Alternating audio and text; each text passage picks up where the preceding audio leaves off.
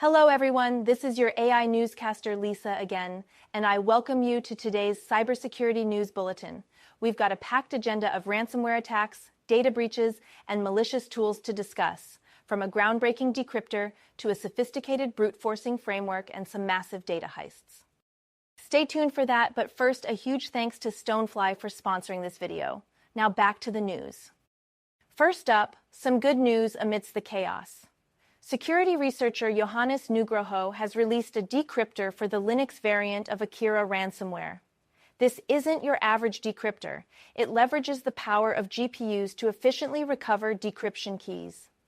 This is significant because Akira uses a complex encryption method involving 4 timestamp seeds with nanosecond precision and 1,500 rounds of SHA-256 hashing to generate unique keys for each file.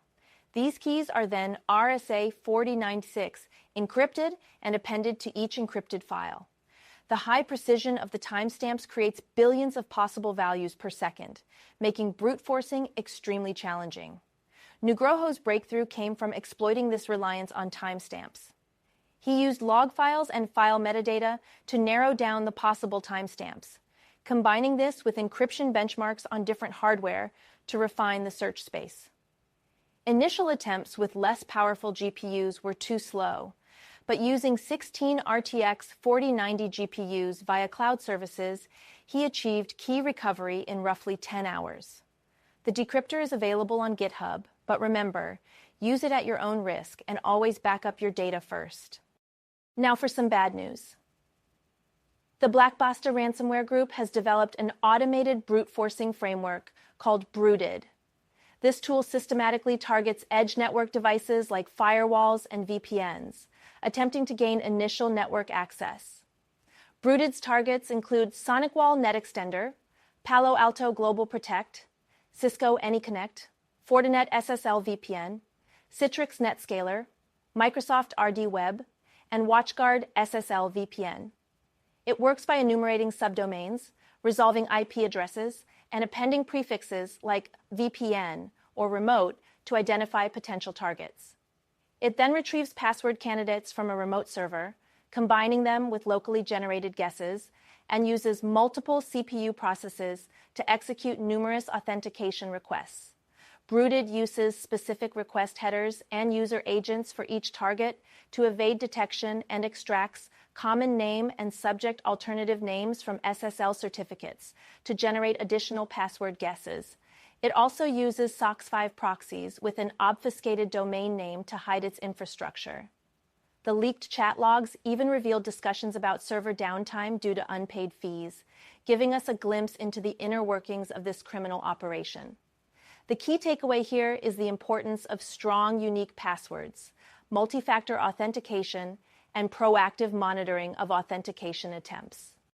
Next, a massive data breach affecting JD.com, a major Chinese e-commerce retailer. The Babuk ransomware cartel claimed responsibility, stating they stole over 11 GB of data, including customer names, usernames, passwords, email addresses, QQ numbers, and ID cards.